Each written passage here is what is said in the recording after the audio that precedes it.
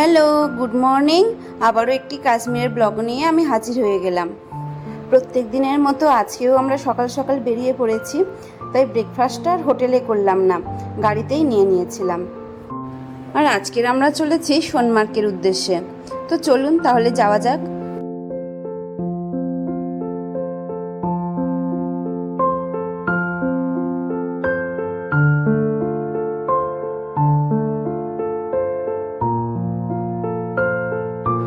তো শ্রীনগর থেকে সোনমার্গ যেতে সময় লাগে প্রায় 2.5 থেকে 3.25 ঘন্টার মতো। তবে এখানে কোথাও বেরোতে গেলে হাতে কিছুটা সময় নিয়ে বেরোনো, কারণ এখানে জ্যাম হওয়ার সম্ভাবনাটা একটু বেশি। তবে জ্যামে পড়লেও বোরিং হওয়ার সম্ভাবনা প্রায় নেই বললে চলে, কারণ চারিদিকে পাহাড়ের সৌন্দর্যতা এতটাই বেশি যে দেখতে দেখতে কখন কোথা থেকে সময় পেরিয়ে যায় বোঝাই যায় না।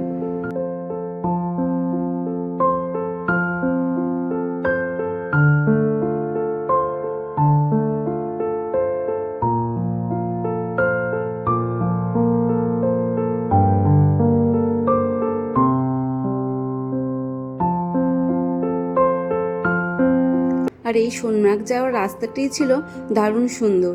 চারিদিকে সবুজে ঘেরা পাহাড়, আর পাহাড়ের গা দিয়ে বয়ে চলেছে এরকম সরু সরু নদীর জলের স্রোত। আর বলতে বলতে আমাদের গাড়িটিও জ্যামে আটকে গেছে।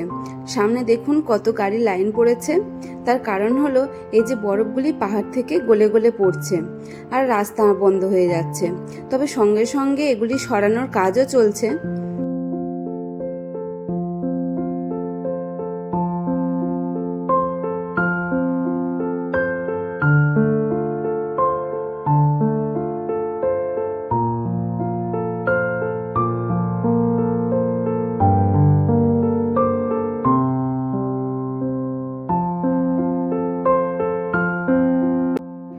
মোটামুটি আমরা সোনমার্গের অনেকটাই কাছাকাছি চলে এসেছি।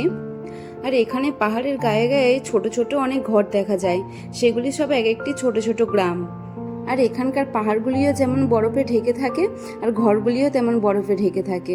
দেখে মনে হচ্ছে সত্যি যদি আমারও এখানে একটি ঘর থাকতো কি যে ভালো হতো, কি আর বলবো। চারিদিকে পাহাড়গুলি এমনভাবে বরফে ঢেকে আছে যে দেখে চোখটাই জুড়িয়ে গেল। তবে এখানকার ওয়েদারটা দেখে আমি ভীষণই অবাক হয়ে গেলাম, কারণ এখানে যে পরিমাণে বরফ পড়ে আছে টেম্পারেচারটা অনেকটাই কম হওয়ার কথা, কিন্তু সে তুলনায় ঠান্ডাটা অনেক কমই লাগছিল। আর শুধু এখানেই নয়, এর আগে যে আহারবাল দুধপাত্রে গেছিলাম সেখানে বেশ গরম পেয়েছিলাম।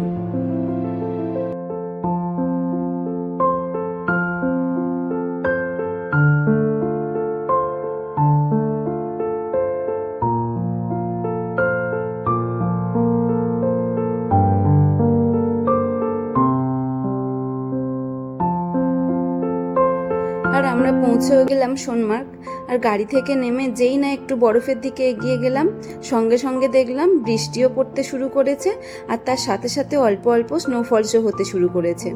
তা আমরা বেশিক্ষণ দেরি না করে বাচ্চাকে নিয়ে ফের গাড়িতেই উঠে পড়লাম। আর এই জন্যেই বলে পাহাড়ি অঞ্চলে কখন রোদ দেখা দেয় আর কখন মেঘলা হয়ে যায় কেউ বলতে পারে না।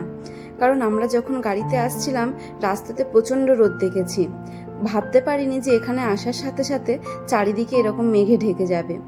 দেখুন একদম মেঘে ঢেকে গেছে চারিদিকটা।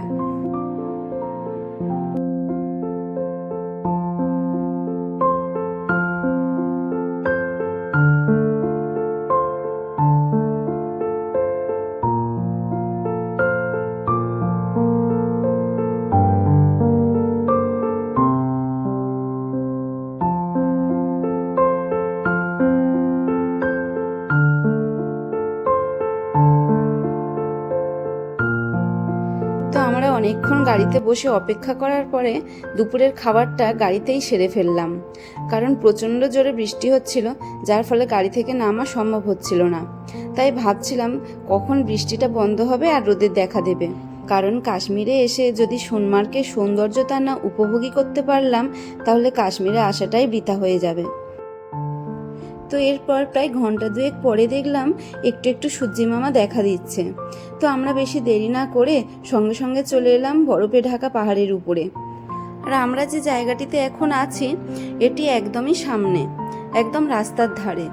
কারণ ছেলেকে গাড়িতে রেখে এসেছি, সেই জন্য দূরে যাওয়ার মতো ভরসা পাইনি। তবে দূরে যেতে পারিনি, তাতে কি হয়েছে, আমি ওই কাছাকাছির মধ্যে কিছু ফটো, ভিডিও, রিলস তুলে নিলাম। আর এখানে আশেপাশে প্রচুর ফটোগ্রাফার ঘোরাঘুরি করছে, আমাদেরও সেরকম কিছু ফটো ভিডিও তুলে দিয়েছিল। আর এখানে প্রচুর মানুষ স্লেজিং করছিল, স্নো বাইক চালাচ্ছিল। তো আমাদের ছেলেটা একটু শরীরটা খারাপ ছিল, সেজন্য আমাদের আর সুযোগটা হলো না। তবে সেটা নিয়ে দুঃখ করে কোনো লাভ নেই।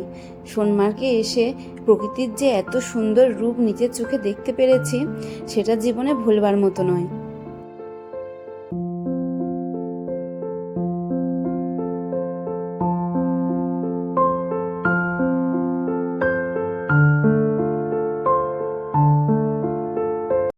এই জায়গাটির নাম যে সোনামার্গ রাখা হয়েছে, তার পিছনেও একটি কারণ রয়েছে।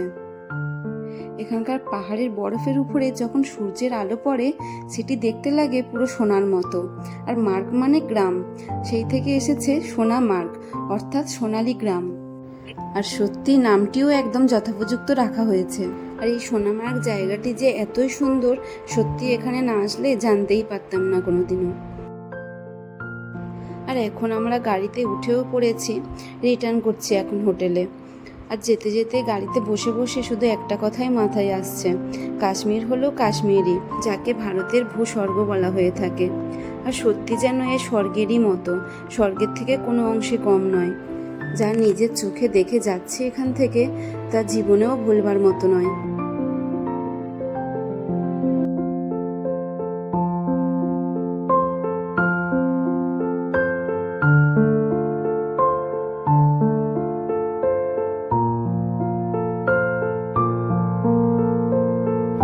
তাহলে আজকের মতো এই ভিডিওটা আমি এখানেই শেষ করছি।